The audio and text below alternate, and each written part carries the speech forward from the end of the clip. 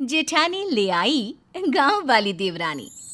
चालाकी ऐसी चीज है जो करनी सभी को भारी ही पड़ती है, लेकिन कोई समझे तब ना। आजकल लड़कियां ढूंढना कितना मुश्किल हो गया है। बड़ी मुश्किल से तो पढ़ी लिखी नौकरी पेशा बहू मिली है सोनम। बस उसके जैसी ही एक और मिल जाती छोटे विजय के लिए। रीटा बहन की सोच थी कि बहुओं को बेटियों की तरह रखना। उन्हें अपने छोटे बेटे के लिए भी पढ़ी लिखी कमाऊ बीवी चाहिए थी, लेकिन क्यों भाभी, ऐसा क्या हो गया है? बेटे आपके सुंदर, घर आपका बड़ा, और सोच भी आपकी सास वाली भी नहीं है, तो क्यों नहीं मिलेगी बहू? और सोनम बहू को देखो कैसे राज कर रही है पूरे घर में। मैं अपने विजय के लिए भी सोनम जैसी नौकरी करने वाली बहू ढूंढ रही थी, लेकिन मुझे कोई मिल ही नहीं रही। काम करने वाली बहू? लेकिन भाभी ऐसा क्यों? क्योंकि आजकल के लड़कों को ऐसी ही लड़कियां ज्यादा पसंद होती है जो उनके कदम से कदम मिलाकर चले, अपने पति की बराबरी करे। कल को एक की नौकरी ना रहे तो दूसरा सहारा बने। जेठानी जो मन में सोचती है कि भाई छोटी भी नौकरी पेशा आ गई तो घर का काम कौन करेगा, उसे देवरानी नहीं बस एक नौकरानी की तलाश थी। अरे कैसी बात कर रही है माँ, मैं तो नौकरी पेशा होकर पछताती हूँ। वो भी आ जाएगी तो कैसे घर का कामकाज होगा?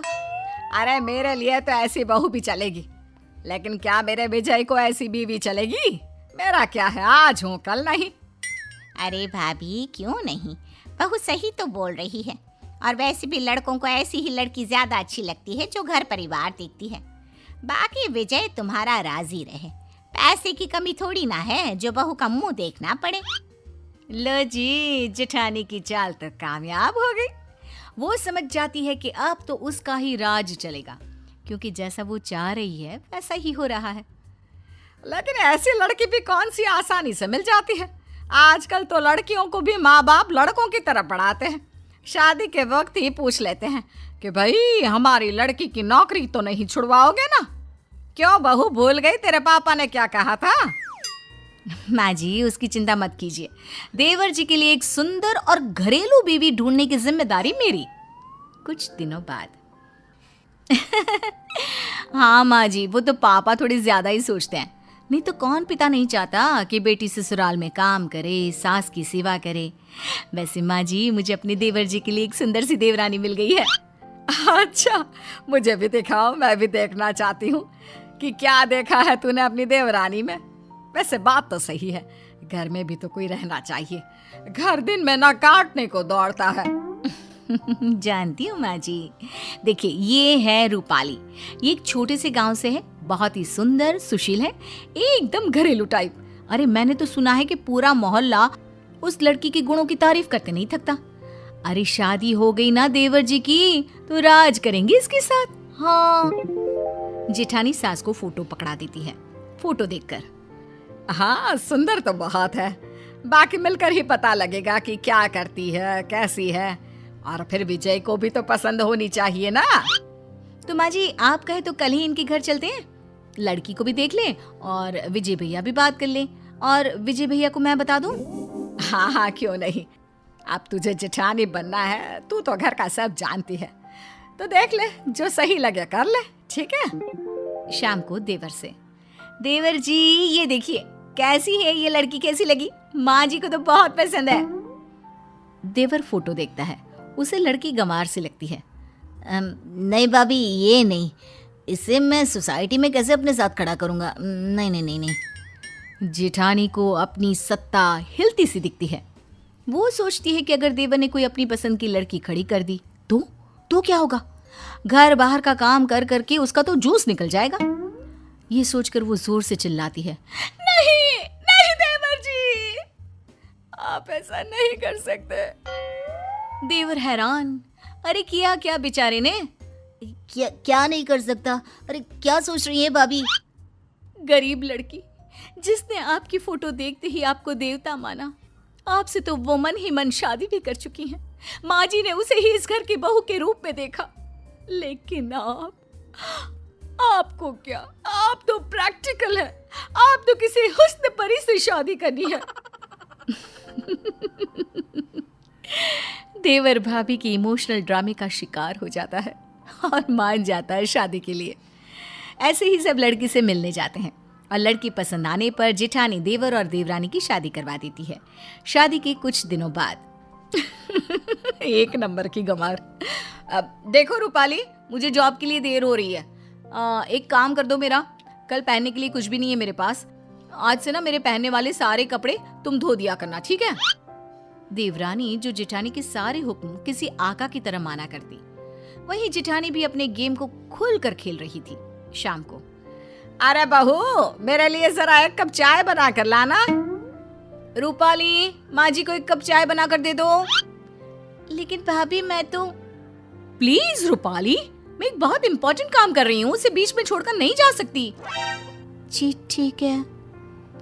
अच्छा हुआ मैं अपने लिए एक घरेलू देवरानी ढूंढ कर लाई। अब मेरा काम बहुत आसान हो गया है। मुझे बस जॉब का काम करना पड़ता है, क्योंकि घर के काम तो प्यारी प्यारी देवरानी संभाल लेती है। वाह जी वाह, कितनी समझदार हूं मैं। लेकिन दिन एक से नहीं होते। जो नया होता है वो एक दिन पुराना हो जाता है और वो रंग सामने आता है जो उसका असली रंग होता है। और फिर, रूपाली, जरा मेरा फोन पास करना। और वो फोन में चार्जिंग नहीं होगा, मेरे बैग में चार्जर रख देना। और हाँ, बस जितने दिन की ऐश थी जेठानी साहिबा की, वो खत्म और देवरानी का असली चेहरा बाहर। क्यों दीदी, आप क्या कर रही हो? बैठी ही तो हो। और दीदी, ये छोटे मोटे काम ना खुद कर लिया करो। वैसे भी ऑफिस में भी तो काम करती होगी ना, हैं? हाय रे, ये क्या? सत्ता तो अभी तो बनी थी, आक्रमण हो गया और पूरा ख्वाबों का किला धुस। ओए सुन, ज्यादा बोलने की जरूरत नहीं है। गंवार कहीं की, मैं ना होती तो किसी गांव के घर में चूल्हा फूंक रही होती। ओए होए, ये मुंह और मुख की दाल। मैं कहाँ बैठी होती ये आपको ज्यादा पता है।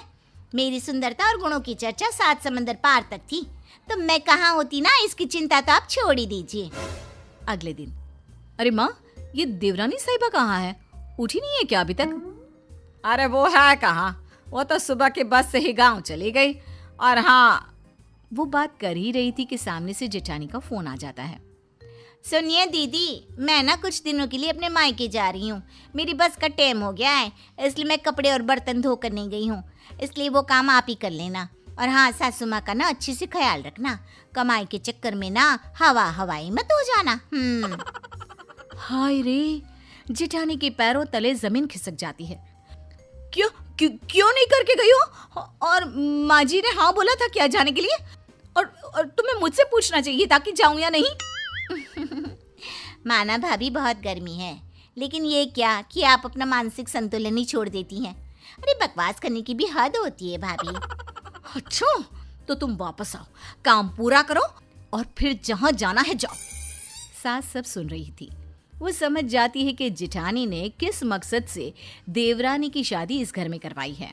फिर एक रोज जब देवरानी वापस आती है तो, माँ जी, मेरे ना होने पर लग रहा है कि नाश्ता खाना आपने सब छोड़ दिया था।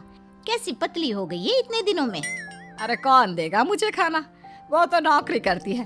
तू भी किसके भरोसे छोड़कर चली गई मुझे? अरे क्या करती माँ जी, माँ की तबीयत खराब थी ना तो गई थी, वरना नहीं जाती। वैसे भी ना माँ जी, भाभी को भी अब थोड़ा काम करना चाहिए। हम कौन सा उनके पैसे रखते हैं, अरे घर उनका भी तो है ना। ये बोलकर गांव से सफर करके जो लड़की आई, वो तुरंत सास को खाना देने के लिए किचन में घुस गई। तभी जेठानी, अरे आ गई हो तो चाय भी बना दो, और हाँ, खाना थोड़ा जल्दी कर दो, मैं पैक करके भी ले जाऊंगी। सास को गुस्सा आता है। देख बड़ी बहू, तुम दोनों ही मेरी बहुएं हो, छोटी ही काम करती रहे ये ठीक नहीं। अरे तो मैं क्या करूं, मैं कमाती हूँ, मैं घर का काम नहीं कर सकती? ये इस गंवार से करवाओ, वैसे भी घर के काम तो छोटे लोग ही करते हैं। तभी देवरानी आ जाती है। माँ जी, आप ना परेशान ना हो, मैंने शाम के खाने के लिए एक छुट्टी लोग जैसी नौकरानी रख ली है। सुबह का मैं बनाऊंगी और रात का या तो भाभी या तो वो नौकरानी। और नौकरानी के पैसे तो भाभी ही देंगी ना, क्योंकि वो कमाती जो है। सास को बहू का आइडिया तो अच्छा लगता है, लेकिन जेठानी वो अब शाम का खाना बनाती हैं, क्योंकि पैसे वो भी औरतों के पर्स से निकले। अरे ना जी ना।